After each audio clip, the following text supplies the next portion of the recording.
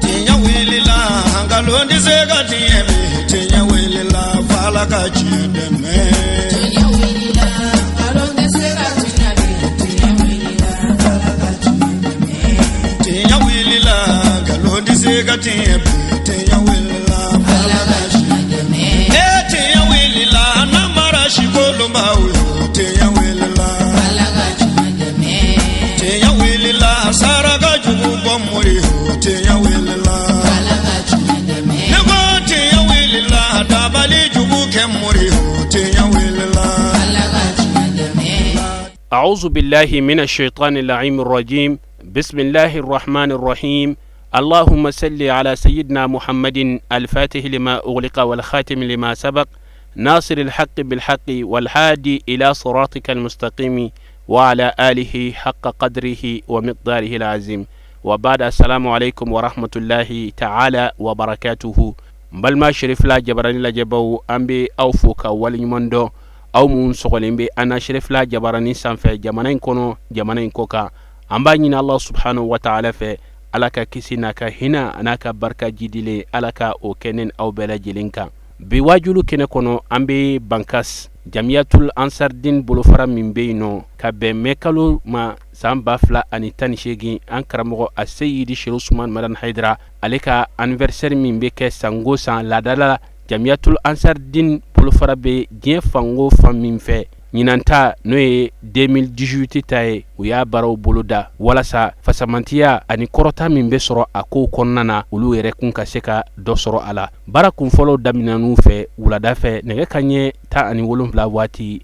n'o ye ka soboli kɛnɛ basigi walasa denmisɛnninw ka se ka ɲɛnajɛ ka ɲɔgɔndanw kɛ min b'a to u yɛrɛ kun u ka se ka fasamantiya dɔ sɔrɔ a la an bɛ ala tanu wula in na an kun bɛ dinbaliya bankasi section kono cɛ yɛrɛ la laɲini sabatira bon an kɔni y'a kanu cɛ yɛrɛ la serifu ye serifu madani haidara a ye min kɛ dɔgɔnɔw na an wasara an kun bɛ dibiba in kɔnɔ a y'an fara ka bɔ ka an jɔ kɛnɛ kan cɛ yɛrɛ la an bɛ o tanu ɲɛsin an ma serifu madani haidara an kun bɛ fili la a y'an bɔ fili la a ka anniversaire cɛ yɛrɛ la bankasi sarikile bɛɛ jɛra k'u b'a kɛ wala a kɛli yɛrɛ ka kan a karamɔgɔw ni a kunfinw ni a kunjɛw denmisɛnnin maakɔrɔba bɛɛ bɛ yan i b'a fɔ komi kɔnɔkulu ani cɛ ani bara serifukɛ an b'i fo ka se fo dara sabu an tɛ se ka e sara fo ala k'i sara ani cɛ ani baraji cɛ yɛrɛ la e ye min kɛ a wasara a ma a bɔnna a ma sallallahu alaihi wasallam o tɛmɛnen kɔfɛ surafana dumu kɔfɛ nɛgɛ ka ɲɛ 21 waati u ye wajulu kɛnɛ basigi wajulu kɛnɛ min ni mɔgɔw bɔra fan bɛɛ lajɛlen fɛ ka na kɛnɛ in wele jaabi kɛnɛ in kɔnɔ maa caman kun bɛ yen an ka dugutigilakaw ka taa se kɛrɛnkɛrɛnya la jamiatul ansardin karamɔgɔ caman ani alimami wɛrɛ minnu bɛ duguw kɔnɔna na walasa ka se ka na kɛnɛ in wele kan jaabi a kɛnɛ kɔnɔ an sera ka min sɔrɔ yen an ka jɛ k'a ɲɛmadaw fɛ wala assalamu alaikum wa rahmatullahi ta'ala wa barakatuh. Wa alaikum assalam wa rahmatullahi ta'ala wa barakatuh. فمن اتبع هدايا فلا يضل ولا يشقى وربما يود الذين كفروا لو كانوا مسلمين يوم لا تملك نفس لنفس شيئا والأمر يومئذ لله وما أرسلناك إلا رحمة للعالمين فاذكروني أذكركم واشكروني ولا تكفروني ولا سلام جماعة السلام عليكم وعليكم السلام برابيا غاندي وني مرابيا بنونو آمين أما نولا سي بغرسي أكرو آمين ye wa daji piretu sai ansara wa nalere yubina biso 2018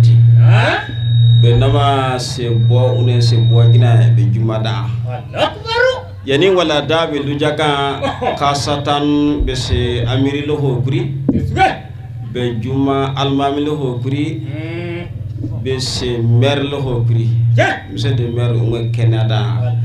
wolo he ho brisande gara be jegweme be section président Yusuf Tesuge wo ya o dugota ana ijame ko tombina mori sona benne ende e koro huwa salame ya da hu bolo ya ni da biniwa be ye elo be wakati chama gala la gala rasulullah hoka be yake elo gala la fele gala rasulullah fele be qur'ana fele hadisa fele be ye elo oje fisi be haydara e fisi fami donc wakati fu sawaji ko eke haydara yuma haydara yoko toguma haydara eduna yere yoko brema a haydara kwa keleme wajibi qur'ana biragira mini ke shebi amle kwa ko sabu e be kan qur'ana doso kolom be yebo unelo bere haydara ni firi wa ngolwa firi wo ereji piepuri tansa ama ereji temdere lawlo hari wo ereji temdere lo biara mi hu ereji temdere lo wana bire mayaji wala be sintane jige dugo hana sintane ko ara ko ya ko adama in ko jinnaje be jige dugo hana bismillahir rahmanir rahim ama ngurumbe yako wala dattu muso ama ne ngo wakati mi ele toriye be hakili we kene ngadi ye bele karamo ga haydara mawlidi wo eduna yere bele ko peti bi ko peti janko no wala peti bi se janko bangani eni jewe suku ko lo bonola maji be wo peti birame wo eduna yere be ko peti birame be fitiri wali sabu be seni ina wo karamo ko haydere beni bele turi adama unu ye daba cecew ko were adama unu ye daba lura difference kuri be wo eduna yere cana wede peti be ojo hoye birami hu be done bera be ama mburongo wala da tumeme comme wakati koron kene sabele wakati uyesi kamilti pienama tesuge ko bazu zay touré kwellene ko bazu wakati ko jugu comme yida waji daalo e hakili kwa be yida cana da adugo be yeki illegal Allah fi selu gal rasulullah ese hakili irbe be ele haydran firme e ga haydran famkel makil sembelo be suga gweme allahumma salli ala sayidina muhammad wa ala alihi wa sahbihi wa sallam be jigiri yen kwa sansene muhammad ibn abdullah aminata sayyidul kawnaini urwatul wusqa be wolu ho kiri wo gawura en suwa sabu wa ijele sa asir usman mandana haydara yiso hirme tuyen kira ko kwa sabu sugo ba haydara kirani wala afami be wa gweme be ya karamo ga haydara loho kulo haydara alimul allama fahimul fahama samsul sunusu nurul anwari zainal abidin muzhir bayya man huwa shaykh shuraf usman madani haydara Allahu akbar makil sembelo be jegweme ama qur'ana ka famanittaba hudaya fala yadillu wala yasqa ne honye ujukana dandan ebireme e firi baramuri kambe wa aya ya na kwa chaluma jamiya ansar din islami anye karamo haydara ne o jefiri ne kono famu kana ko dugote yena ujukana dandan bire dugo hana e firi baramuri kambe ele baramuri koro sabu kolo magaji go nira ime kefere jona se nuwe kele yoko ye ujikan danda e birama yoko je ujukuro danda e wega de ko dugote ye bira sabaka urubama yawa dulla jina kafaru law kanu muslimin li aji silame tenga filame le ya leidi kurengo dina sembara jinne ya nu sake le tilakenega kamele ko uju we ko dugote iye bera Allahu akbar jamiya ansar din islami e so ke ni misakambe sabaka da aji ime da aji ye dalangali hunna iyeme chini mara kenin bialo asa nye mara kenin bialo anye anu mara kenin bialo ne sa i mara kenin bialo asa na mara kenin bialo asa togu ne naf kenin biaso koro sana fo ya nafsi so ijayere be jira e jakan ne ojikan danda we ko hunwara birela bolo ho jango akbar sabu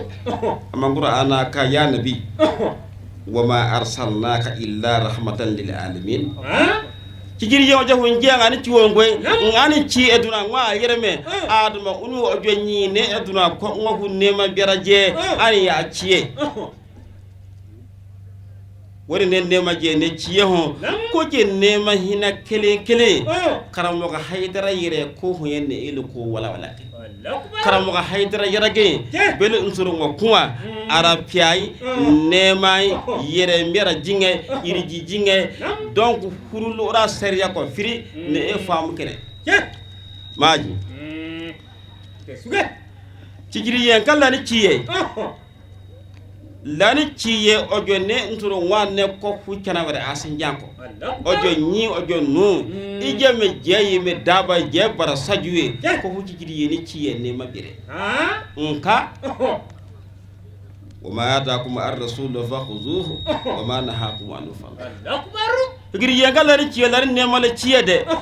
kala ne ojo ne jineje yere sugo la ne qur'ana ne jineje yere ko bina ne ojo haramu ne da asin janko kurunda isugo jiye wime ya ko ni mabias ojo ne bisen jango kande me ko ngwana biraye cikiri yeni ciye ya ko ni mabias afam gane isugo jiye wime da cikiri yeni ciye ne ma bi cikiri yesa yoko jineje yere ma limaniya amalia mera jinga sato on dongene ma kenjen namara hasidi bini jenye nyamaye hijriye wonne eluga e koni selo gani dugana e sila mewe e sigida hoya wome e na duru bo duru e dura wege election ko la karasen so maguro anaka dogula wa la amachi la hijriye ani mu'mini we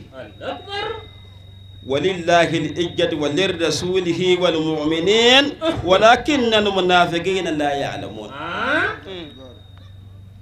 دوغلا سلامه تشي دوغلا اما تشي وكريان تشي كام منافقين انغانو الاسلامين لا كوسكله اسر من مدانا هيدرا وانا دامينه اجيمي يدو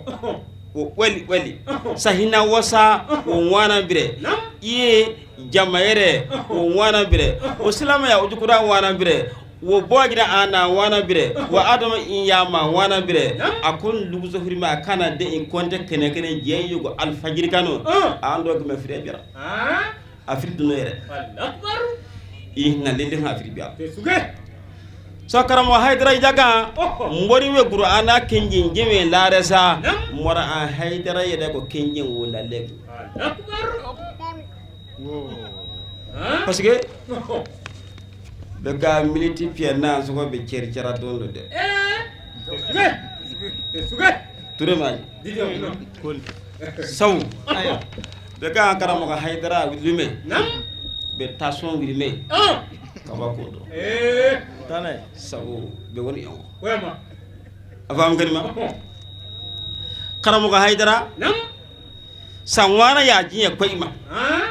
more wo jaka more qur'ana yoko kenjin to ko jeme la rasul sabu li to ko de jannasim min zulmati ila nur karamo ga haydara jaka more we alla ilaha illa allah firme aslame karamo ga haydara kai البيع في القرآن سورة النحل فآية بيكونونتون كيف بايا فيني أسواقي surat mumtahina ko aya pere losa baya chama isu a chama gweme suratul lan'ami suratul hadidi sura qur'ana bina sura juwa baya isu more kan ko do sa mora a haydara malla banken jaga bene tusuru waji donde be ka wa alimul allama fahimul fahama sanne karama haydara malla banken jaga qur'ana tafsiri bisana yoy figu gos na yoy hadisa wane yoy usulu jangana yoy luga jangana yoy mani jangana yoy balaga jangana yoy aruda jangana yoy ne hon kan baya danya ne hon kan baya danya fe karama haydara ya jinga baya qur'ana we wo kan kwa sawu jengeye famuye ko lo de francis kan be dembe ko alimul allama fahimul faham wala choy jengeye famiye difference ko be kan suwatu bagara ka gemena karan jenge ka membo jango bolo poso ngaye ko atamuruna nas bil birri wa tansawna anfusakum wa antum tatluna alkitaba afala ta'qilun sabu gamana qur'ana jenge qur'ana bolo duge ga tenge bone halage ken bo ceri asnana halage ken bo manane halage mori yewo quoi o je jenge mani na fama ken ne qur'ana baye en don fu yusu mori kan quoi do hadisa gonaka hadisa eje hadisa wilbali sahihu muslimu baya kwa yusu bukhari kwa yusu abu davidi tirmidhi sunan nasai ibn maza kitabu yo kitabu fatu maka kwa kerkelo ko kitabu bina baya surzo kitabu ko ka more jira mini ko ni juinese bo kan baya danja akbar bele ayesara bele karamo ga haydara bankane jaka mori we kane a nya lume a gume mon al kawsara jiwu ana sumeme ya farfen tueme en ergina gina kule be kwa won be kwa wo hene karamo haydara ka biache ko sugowa pere jide bere ajige lure ko sena biya sansana dogo hananga biya sila men e more onyi hoane karamo haydara ka ayi asiya sigate mina kona gamba ambela halikada niye ni jamanyeta amancha ka sababu yake munye jama dogoya sababu ode mutu bol baliyai nasoro la komoto kumbi boli bangasi marala ya ni kene kumbi dese jamana nga ona tabe mami bi kene kan woni ibado ma ba hake odo wala amba dila alafe jamana yi alaka lafiya jamana yi fitne alaka ban an rufe ya fitne min be no ya damana fitne were mali kono amba dila ala fe fitne ala ka ban fanfla mogo be ala ka hakili man dambe ma ni fitne dona jamana kono a chemai ni ta do amba dila ala fe ya rabbi ala ka hakili man di o kelengele na bema ala ko kaka ala ya kama ko kakira na so kama sallallahu alaihi rasul ala folengo ka ala barikada ana sinele ko dalba masa to barika mai ani an sollen ko dan fe wona son herama kan no muhammadu yi na ki la suina ame dugula dugu mimi wele ko dimbal bangasi mara o be frale nyogon kan ko amena as-sayyid sharif Usman Madan Haydara alemi na kɛra diɲɛ fitna yelen ye ni ale de ye diɲɛ sɔrɔ yani ka bange kana diɲɛ kɔnɔ o ka bɛn san min bɛ wele ko a 1955 an yɛrɛ bɛ san na n'o bɛ wele ko 2018 5e mois le 11 juma tile binnen a dugu bina je samedi la ni ala sɔnna o kuma na ko an donna 12 mena ah ami 11 la hakila ami 11 la ma do 12 la folo hukmu jime ngono an karamo Sayyid Sharif Usman Madan Haidara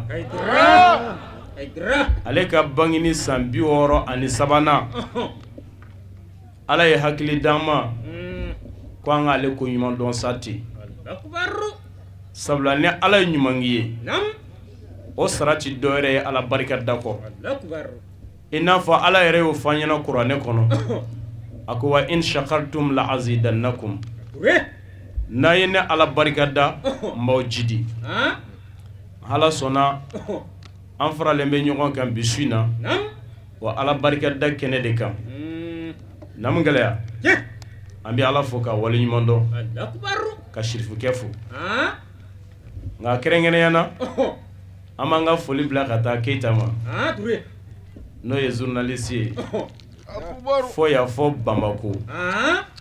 ka sɔn k'a nin di ka anw ka nin jamana ye kilisi la ale sɔnna k'a nin di kan na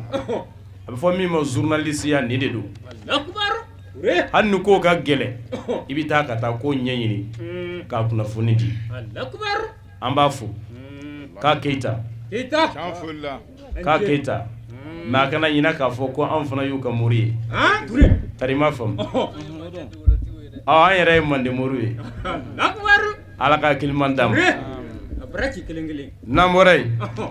suna ka di suna bi diɲɛ ni mun ye o ye Haidara ko de ye n'a y'an ja an b'a fɔ ala ko m'an sigi yan kira ko m'an sigi Haidara ko de y'an sigi bamanankan don wa wulibali yɛrɛ don tuma dɔ la i bɛ ala boyin i bɛ tila ka ala sɔrɔ tuma dɔ la i bɛ na ni ala ye mais i tɛ ala sɔrɔ ala ko an ma kuranɛ kɔnɔ a ko wa in kuntum tuhibuna allaha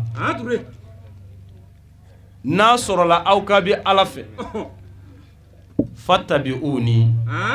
a ye tugu ne kira la kira m'o bɔ a yɛrɛ la k'a fɔ koyi ala yɛrɛ de ko ten ala ko kira ma a f'u ye kul in kuntum tuhibuna allaha fattabi'uni yuhibbukumullahu n'a sɔrɔla aw ka bɛ ala fɛ a ye tugu ala kira Muhamadu la ala b'i k'aw fɛ ala n'an ma kɛ kira fɛ dun ala ko jɔnni ye ala dɔn ka sɔrɔ kira m'a f'i ye e fa de ye ala f'an ye wa e mɔkɛ de y'a f'an ye wa jɔnni y'a f'an ye kira Muhamadu sallallahu alaihi wasallam e bi ban kira la ka tugu ala la i ye ala dɔn cogo di ni maa min ko ale tɛ ala kira fɛ k'a fɔ ale bɛ ala fɛ ala ko n t'i fɛ ko n'i k'i bɛ ne ala fɛ i bɛ tugu n ka Muhamadu de la a tuma na diya anw yɛrɛ tun ma kira dɔn fɔ Haidara nalen Haidara nalen an ye kira dɔn k'a valeur dɔn maa caman tun b'a fɔ n'a fɔra ko Allahumma solli ala Muhammad o bɛ sɔli kɛ k'a fɔ ko yanni ni Muhamadu tɔgɔ welela maa caman tun b'a fɔ sallallahu alaihi wa sallam mais o y'a sɔrɔ o bɛ ka fɛn dɔ kɛ kira la o man di kira ye jogojuguya bɛ ɲini k'o fa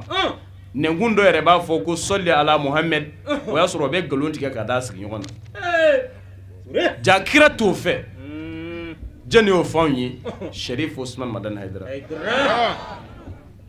n'an k'an bɛ Haidara mankutu a ka ca mais n bɛ mankutu ne b'o de f'i ɲɛna kuma caman Haidara mankutu i b'a fɔ dakuruɲɛ kelen a bɛɛ bɛ sɔrɔ a kɔnɔ a fɔ ko Sharif Usman Madan Haidara ale de ye ala ka diinɛ bɛɛ fɔ a yɛrɛ ka tila k'a bɛɛ wale kelen wa tɔɔrɔ bɛɛ dara Haidara de kan fila wa Haidara de ye ala ka degun bɛɛ kun ala kama wa ala tilala ka bonya minnu ni juguw tɛ fɛ k'a ye ala y'a bɛɛ di Haidara de ma Haidara mankutu banna billahi bani ye cɛ koyi i ja adamaden n'i kɛra cɛ ye baara banna e ma alakira Muhamadu sallallahu alaihi wasallam a bamuso bi sa don min na ala ye alakira fandanya ka sɔrɔ kira yɛrɛ ma bange fɔlɔ ka tila k'a bandanya k'a si to san 6 a ba bina sa don min na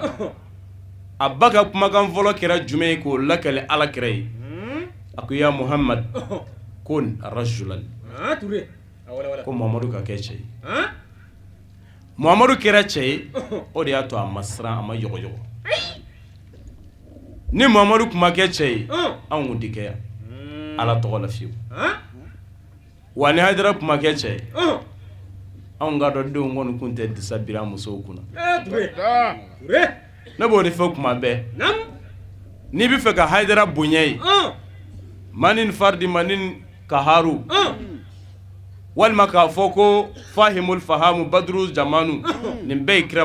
Hayidara mankutu ye mais mankutu min bɛ Hayidara la i b'a dɔn wa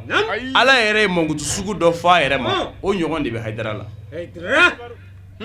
ni ala bɛ fɛ k'a fɔ a yɛrɛ fɔ an ye a ka kɛlenw ala b'o de jira an na man khalaqa samawati wal ardi jɔnni ye sankolo ni dugukolo da ni tigi ma sɔrɔ a la i bɛna ye ko min ta don o de ka bon n'an bɛɛ ye ne ko ni kunkolo in bɛɛ lajɛlen jɛni sababu ye disa bira la kunkolo min filɛ nin bɛɛ de ye layidu ta ko n tɛ sonyani kɛ jɔnni sababu nin bɛɛ de ye layidu ta ko n tɛ jɛnɛya kɛ jɔnni sababu nin bɛɛ de ye layidu ta ko n tɛ namara kɛ jɔnni sababu n'i bɛ fɛ ka Hayidara dɔn Hayidara ka nɔ i b'o de lajɛ adamadenw bɛ dɔn ni nɔ de o de la ni mɔgɔ min ma nɔ t'i kɔfɛ kɛnɛ tɛ se ka sigi i tɔgɔ la wa ni nɔ yɛrɛ t'i la ni kɛwale dɔ t'i la maa tɛ se ka kɛnɛ sigi i tɔgɔ la n'i y'a ye an ye kɛnɛ sigi Zanzamiyu tɔgɔ la a ka kan n'a ye a ka kan n'a ye dɛ wallahi n'i ma fɛn kɛ fɛn tɛ f'i ye wari bɛ n kun o t'a to fɛn ka f'i ye i ka bonya sɔrɔ a la sanu bɛ n kun o t'a to fɛn ka f'i ye i ka bonya sɔrɔ a la fo n'a sɔrɔla e ye fɛn dɔ de kɛ misaliya la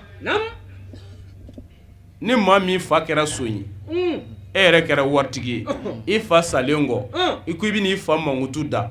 ka jeliw wele ka zikiridalaw wele ko a ye miliyariw minɛ a ka mankutu duman da n fa la o kɔni fo n'u taara da waraw cɛ la n'o tɛ a ye sonyani kɛ minnu cɛ la walahi n'u y'a mankutu mɔgɔw b'u tulo fura ka taa n'u yɛrɛ parce que mankutu yɔrɔ ɲuman t'a la n'i y'a mankutu yɔrɔ ɲuman y'a la dɔrɔn wari min y'o d'a ma mɔgɔw tigɛlen don kumakan in na o b'a dɔn ko wari de bɛ ka nin kɛ mais Zanzamiyu n'i k'i b'ale mankutu a ta bɛɛ b'i ye de jɛni b'i n'a fɔ Hayidara de ye Hayidara ye maa wɛrɛ tɛ yen n'ale tɛ n'a fɔra ko Hayidara e ni ne kɔni n tɛ e dɔn mais ne yɛrɛ kɔni kaba ala kan dan ne m'a mɛn ko jamu dɔ ye Hayidara ye ne Sherif Usman Madani Hayidara tɛ kaba ala kan dan wa e yɛrɛ Mali bɛɛ n'i bɛ fɛ ka kuma dɔ lakale n'i ko Hayidara de ku tan fo n'i y'o Hayidara masina in tɔgɔ fɔ ka fara a kan n'o tɛ hakili bɛ jigin waraba in de la Zanzamiyu maa si ni Hayidara tɛ kelen ye an bɛ dugawu kɛ Sherif Usman Madani Hayidara ye nin bɛɛ kɔfɛ jugu b'a la billahi fɛn dara Hayidara kan ala ka diinɛ na tɔɔrɔ la n kɛlen na kuranɛ jigi b'a ala la o ma da alakira Muhamadu kan billahi alakira Muhamadu sallallahu alaihi wasallam a ye ɲinɛni kɛ ko jɔnniw de ye kira tɔɔrɔ kafiru munafiku ka kira kɛlɛ k'a ɲini ni ɲani ye bolisɔnnaw don mais Mali kɔnɔ yan n'i ye Hayidara tɔɔrɔbagaw ɲini jɔnniw don selilaw o ma ban ko seli tɛ silamaya ye dɛ o selila ka tila ka Hayidara kɛlɛ mais ne t'a dɔn mɔgɔ bɛ Hayidara kɛlɛ ko a ye mun kɛ min ko jogo ka dilan e yɛrɛ ko i bɛ silamɛya na silamɛya min fana ka kira o nana ko ale kira jogo kama mɔgɔ wɛrɛ nana k'a fɔ tuguni ko ni jogo tɛ silamɛya tɛ yen maa ka sɔrɔ ka o kɛlɛ o ka tila k'a yɛrɛ tɔgɔ da silamɛ wɛrɛ o kɛra kira la nin kɛra ala kira Muhamadu la Hayidara de bɛ mɔgɔw ka sumu furakɛ u bɛ tila ka a yɛrɛ ka ɲimiɲɔ ɲimi a kɔfɛ Seydou Ousmane Madani Hayidara a jigi kɛra ala ye wa ala b'a jigi kɔrɔ ɲɔn tɛ jigi tɛ Hayidara la danfɛnw na bilen a ye an sɔrɔ hali aw tɛ se ka jɔ Hayidara jigi kɔrɔ an bɛ dugawu kɛ sirifikɛ ye sijan ni kɛnɛ ni lafiya ni labanko ɲuman ala k'a d'a ma mais n bɛ kelen fɔ a ye Hayidara ni cɛtɔw tɛ kelen ye a ko fɔra ala kira fɛ wo ko fɔra ala yɛrɛ fɛ ala ko innama yuridu Allahu li yuzhiba ankum ar-rijsa ahlal bayt wa yutahhirakum tatheera ala ko ne ala yɛrɛ de jɔra kan ka aw kira somɔgɔw saniya ka aw bɔ nɔgɔ bɛɛ la ko langolo ka yɔrɔ janya ka bɔ a bɛɛ ma ala kira Muhammadu ko sallallahu alaihi wasallam ako inni tariku fikum thaqalaini ma in tamassaktum bihima lan tadillu min ba'di abada kitab Allah wa utrati ahl bait kira ko mita ka fɛn fila tɔw bolo aw silamɛw ko don n'a y'o fɛn fila in minɛ ayi aw tɛ fili fiyewu ne kira kɔfɛ ala n'an y'o minɛ an tɛ fili o ye jeni ala ko a fila filɛ nin kitab Allah ala ka kitabu kuranɛ ala ye kuranɛ min jigi ko ale ala ye kuranɛ jigi li tukhrija an-nasa min az-zulumati ila nur ka adamadenw bɔ dibi la fili dibi ka taa n'u ye yelen na kan dali yelen Sherif Ousmane Madani Hayidara ala ko yani kira ko alayhi salatu wasalam mita ka fɛn fila min to n kɔfɛ a ka filanan ahali bait ne kira somɔgɔw fɛn fila don o fila tɛ fara ka bɔ ɲɔgɔn na fɔ alikawusara kɔji da la mais fɛn fila don a dɔ tɛ dɔn dɔ kɔ kuranɛ tɛ dɔn kira somɔgɔw kɔ wa kira somɔgɔw yɛrɛ tɛ dɔn kuranɛ kɔ nka maa dɔ bɛ kuranɛ kala k'a durusi o tɛ kira somɔgɔw dɔn ayi o ma kuranɛ dɔn o ye kuranɛ de kalan ala kira ko sallallahu alaihi wasallam a ko ruba qari'il Qur'an yala anhumul Qur'an a ko kuranɛ kalala joli joli bɛ yen a bɛ kan k'a ka kuranɛ kala nka kuranɛ bɛɛ kan k'a danga o de la n ko dɔ bɛ kuranɛ kala o tɛ kuranɛ dɔn maa maa ye kuranɛ kala n'o y'a dɔn o bɛ kira somɔgɔw dɔn wa mɔgɔ o mɔgɔ ye kira somɔgɔw dɔn o bɛ kuranɛ dɔn wa kuranɛ yɛrɛ de tɛ dɔn kira somɔgɔw kɔ kira de y'a fɔ a ko a bɛ taa k'a fila de to ko n'an y'a fila minɛ an tɛ fili mais n bɛ fɛ ka min f'i ye kuranɛ kɔni tun bɛ yan san 1000 mais fɛn dɔw tun bɛ yen olu ma se ka dɔn fiyewu Sherif Ousmane Madani Hayidara ani cɛtɔw tɛ kelen ye Hayidara de ko kuranɛ kɔnɔ yani Hayidara de ko a ka wajulu la a ko laysa li islam bi salati faqat ko silamɛya seli dɔrɔn tɛ silamɛya ye a ma kɛlɛ Hayidara de k'a ka kumakanw na ko maa ti don janɛma na i ka bɔ Hayidara ko Nabila Isa tina n bɛ fɛ ka min f'i ɲɛna Hayidara ye kangara kuma minnu fɔ ni maa kuma deli k'o fɔ wa a bɛɛ tilala ka to a ta la Bismillahirrahmanirrahim Qul huwallahu ahad Allahu samad lam yalid wa lam yulad wa lam yakun lahu kufuwan ahad Bismillahirrahmanirrahim Qul huwallahu ahad Allahu samad lam yalid wa lam yulad wa lam yakun lahu kufuwan Sama. Sirabi. Eka sama kata. Sama.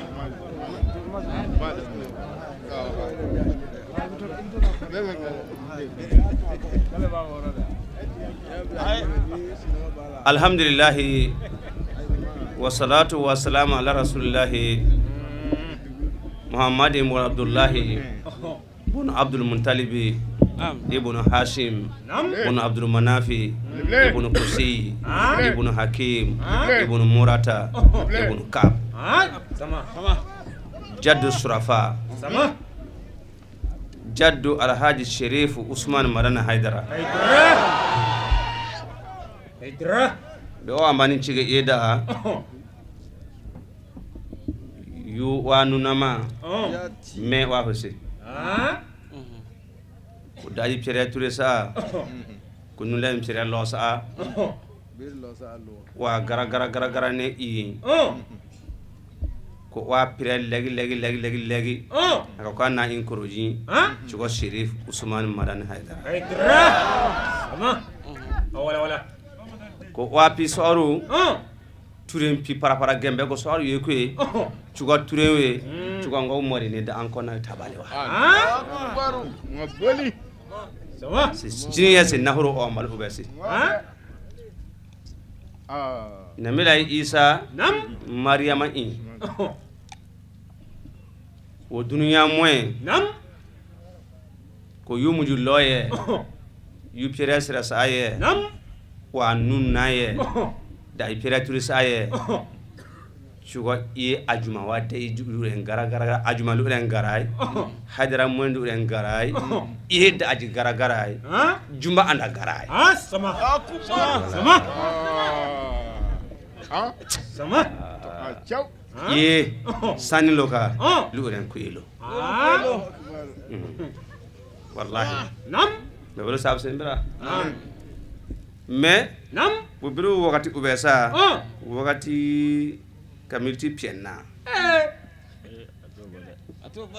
akani ema ere an chama ko ere ban ci chasi kama kulle sama se aka milti loy ko ere ban chama an masuru atri sama ere ban chama achana yosume atolen ko kumbal akbar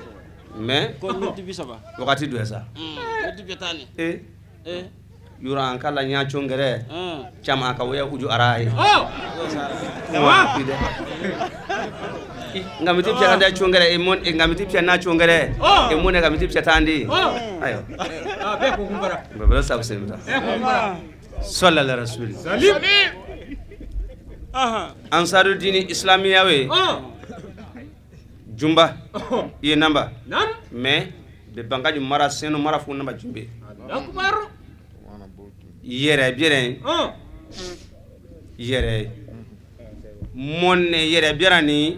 bo anya ne yoko bitayra kensa wallahi e seno mara ne ansar ne yere birani bo hakili bo jenama chamba isigasa me bo anya ye bo chenne jiri namba ko bitayra kensa akbar sama pongini parce que yeda namba do ayeme nam Queen na yere chai ina Queen jo henju be biara me chugo joji jo be bialo sama ye ansari yere chai ure akbar sama mbele sabse bra be yo yubirema chana on kuma soma ne pe dunya so ne bere biama le ne bere biere Alhaji Sharif Usman Marana Haidara yoko bere biama le dunya binda ni gondo jundo senna ni gondo jundo senna mori gondo jundo senna sama mori gondo jundo senna vraiment aye to gondo jundo me ko gara yeru sama parce que ngoba sa go on bara ngoba hunsa go on bara ngoba hunsa go on bara akanda mor ahina muro sen hurime mor ahina wonme ay kaw har fare mo jati sama hasidiya shetana la mori ndo dore c'est on oublie payer setana nam la masandisi tande sa masandisi cha nam hasidiya la mori ndo dore ko loma saburuma nam la pangana ndo dore ko tandima yugo sara la nyowle dore wala yupiello anyo kan toro dajina lelle nyambia me leme ko nyon la ne ajina luma la man ala arabia fema sama ala ne ala da ko yupiello kan toro ni ye buje yugo sara chetana mulo dore bo solo koy bulo du dore sama akbar dore se panga naw wala كمل ورا مالي واحد مالي الفرد مالي الصمد مالي الودود مالي المحيي مالي المميت وحيد لا اله الا الله محمد رسول الله الله اكبر الله اكبر الله اكبر سما والسما بأمانة بangana lo dore pangana kanda ani eme tu ono sara ongo seye me antu yakeni sabulo ayere atu ono total yasa aw jingara ban injirime akala soko ko kanju yasa aw jingara ma lan bon vraiment ko soko hore bon jingara ma tu ono sara koni fese hore bolo yellay abada ayime ka awu ko amore sa vous allez voir ranger e kinje ko mambe arranger jogodi shetana bolo sabulu ma dore ba amana mari wace kari ko mbolal zai jinan da sama hasidiya wallahi akanda ngomor anko aw waju cinde nam aye mor an hina so odde iye aka yada mor an ture ma hore ture wa waju ngomor an waju goso ira to ban yi awro ji amoni me aka yada waju ko ore way bon ya kun loko har fare ko ngo ban har fare sin ko sama ko ya mesi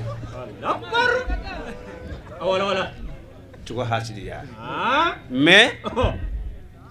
ko shetana nam ko masandisi tanda doreka eche ko yiya more cha do hene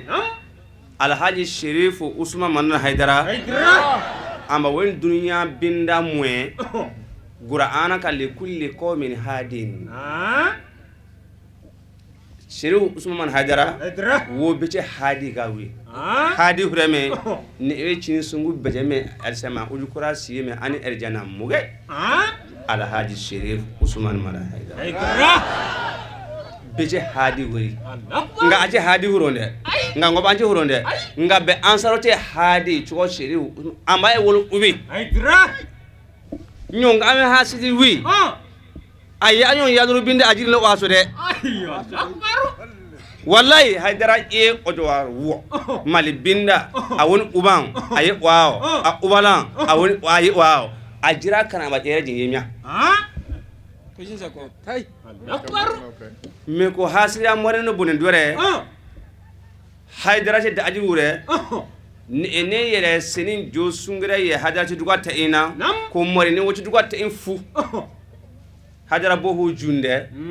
ko yalla setana numa injere wa anga boje la manalo wala ce manalo anga dore ma sama ko more ne la ce hadara dugata inna ko la iblisa ni injarao wa boce yalla la calculer kenime mansen ko ka kande ka iblisa la lo la muhammadu cirani wane ka iblisa wane ka mamuda la konde de la ci ko muhammadu cirani la ci manawi la ci bona mori wa boce yalla ho iblisa wato jaba son la tebe aso iblisa ko calculer ko jakande hadara ko ni konte kene wuro mono me antara moji ya antara moji lubura hasiri ya soro kanda ngo asangoro ngo sangoro nsedo so nyumbure wayra la sangora juma sana yere ngali mami we moni me ense sanu mimburi me ma abia go yere man ba yere wajugungo ngense sanu mbure wa abia me atugube nwal section wajugungo ye kwe ko ma kwe koro ko hasiri ya ne bere dore en ko mora hadara ko yalla iblis salo mono me beje nenjira go yere kwe sama alhaji sheriff usman man haidara ne fenwolo yome a hasidi wime a wolo sobe yo sara annafiki parce que hadira dugo be oto hena lelo ta oto lello la kara umusani ne femba ya be some wallahi a in ilo biraro abata mi me la kara ya jin basoma a chokola be ebra akbar sama oto lelo ni lo wari pie lo bore kuma so ayeme ina ba an wari pie no sa jote sama ko se to bore ba do ba do hajra duga be oto lo ta ala bu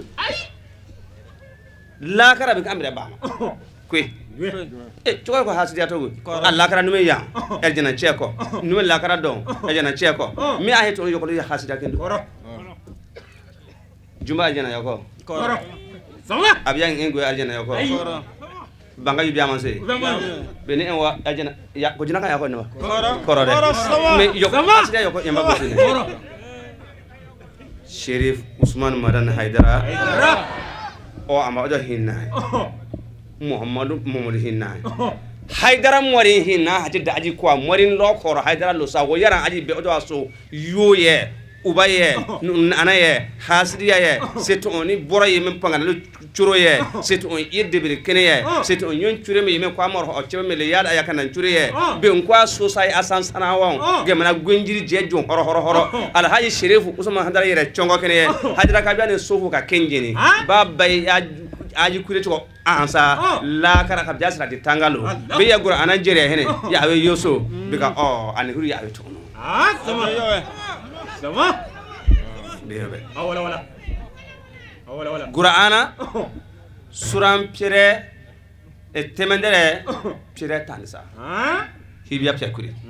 me ko suram temendere suram pire tansa ama biye ko suram pekuri ma jeriye ko aya pire turisa ye pire los ado Haidara ne ba ehri ayo ko Yusuf bijere be ga Haidara ne huri Yusuf de be mor an enen go be huronde ka Haidara ko dine kanda sa wa ka ansaru dine kanda be ga ansaru dine kanda be ko fam kenen de Qur'ana suran temendere suran pire nasa ko suran pekure turi sama ko aya pire nasa ama ansaru ko yetu ese Haidara huronde me ambaye huri be ko ne wesa ya ayyuhallazina amanu kunu ansaran lillahi kama qala Isa ibn Maryam lil hawariyina man ansara ila Allah qala al hawariyun nahnu ansarullah sama akbar فآمنت طائفة من بني إسرائيل وكفرت طائفة فيدنا الذين آمنوا على عدوهم فاصبحوا ظاهرين مرeka ko ansar ko dine kanda be hun ye qur'an jeriye ko ansar in qur'an binda yusu chuko sura suran kanda ma assalamu alaikum wa rahmatullah alhamdulillah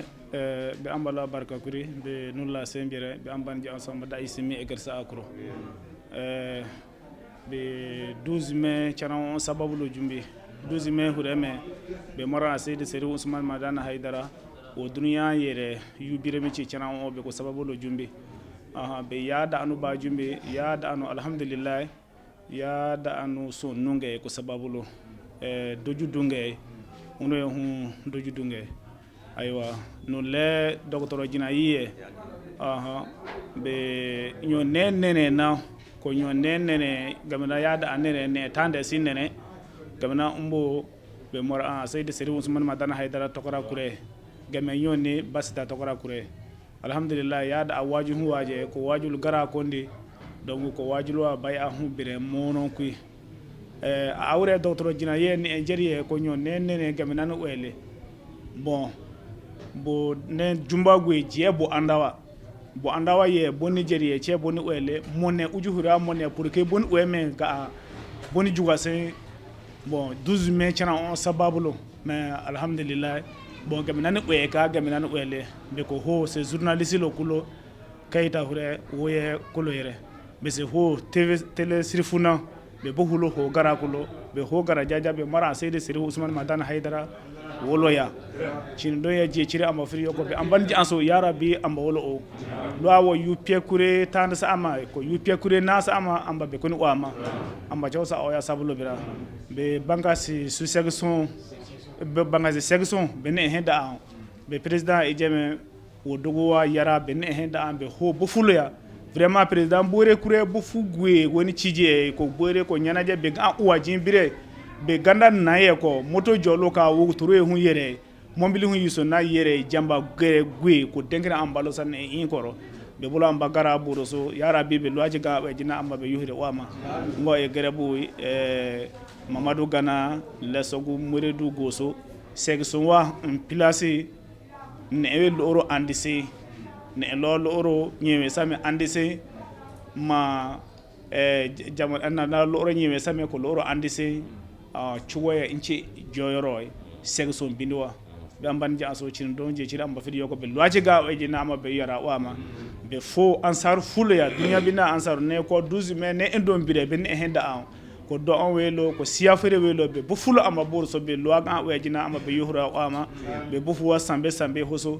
ama yuhre be garsa agro be se basita se sababu sen be woni nelo dugu kama haidara chan be woni nelo be bu fulu amba bori amba de loaga wajina be yara wama fasalamu alaykum warahmatullahi ta'ala wa barakatuh be iye nama be dimali sisogi so danga be sisogi so bo jalo dingo jafri honlo Seydou Ousmane Madan bangenle iye ko oy be kolo danga be dengi ye be ko arapia ya here ye be ko biere ya daga be dengi ye be bol so gara sugo so nunge da hanu so nunge tila kene ye munume da kene dane jama june waji ko agwe tila kene ko bina bunyaki Seydou Ousmane Madan Haidara wo bangelen kewa in ko biere alo ye nye hina basita tokoroy na Seydou Ousmane Madan Haidara tokoroy be ngon ko biere be onsi ma jo be kema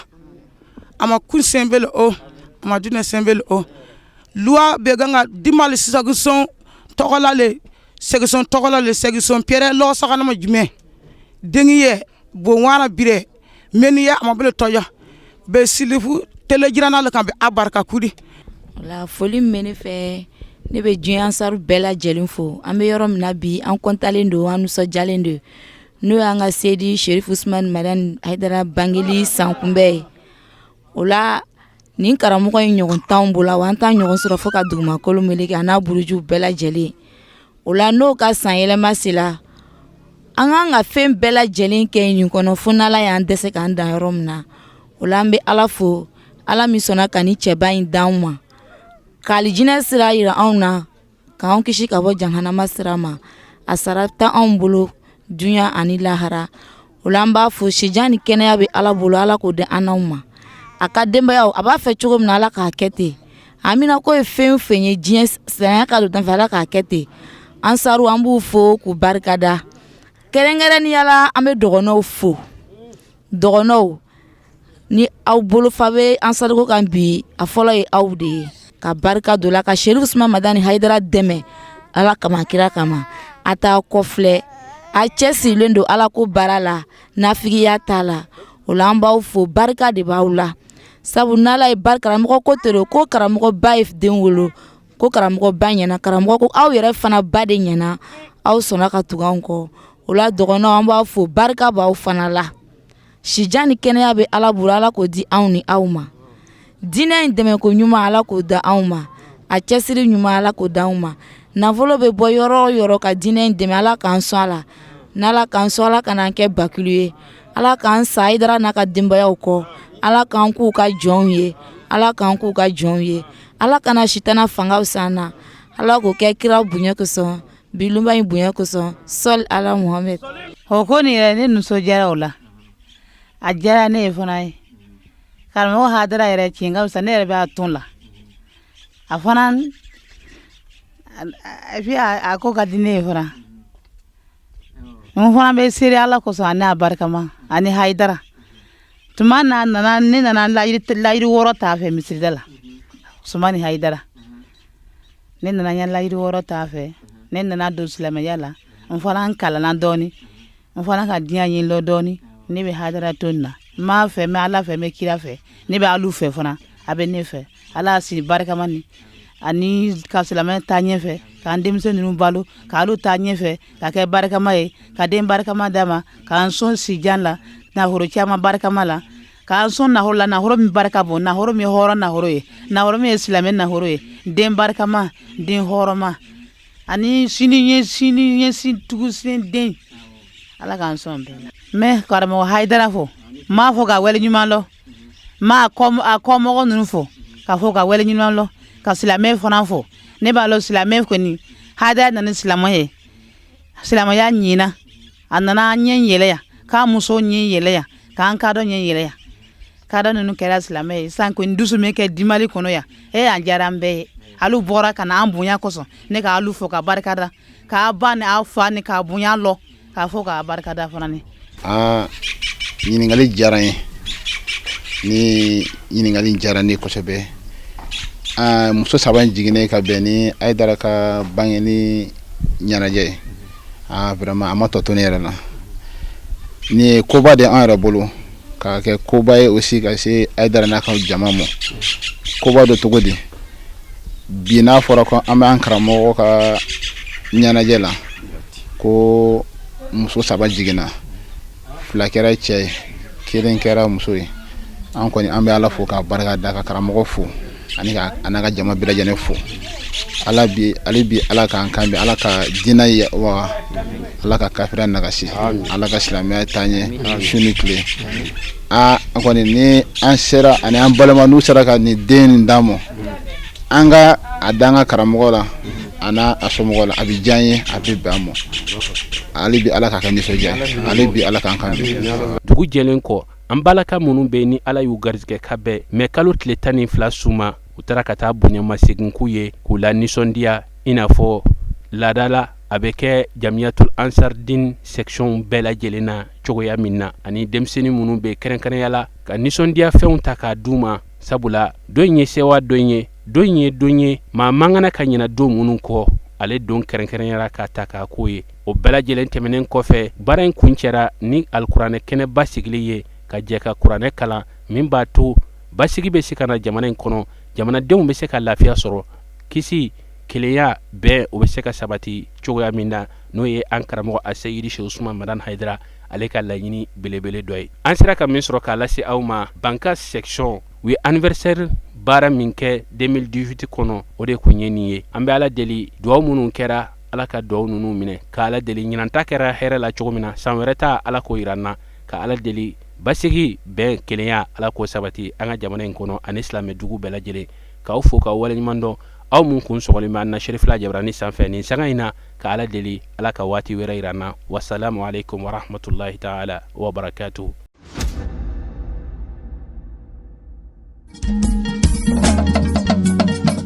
Tinya wilila hangalondi zega tiemi tinya wilila fala ka chiendeme tinya wilila hangalondi zega tinya wilila hangalondi zega tiemi tinya wilila fala ka chiendeme tinya wilila namara shikolomba uyo tinya wilila fala ka chiendeme tinya wilila saraga jugu bomuri tinya wilila fala ka chiendeme nebo tinya wilila dabali jugu kemuri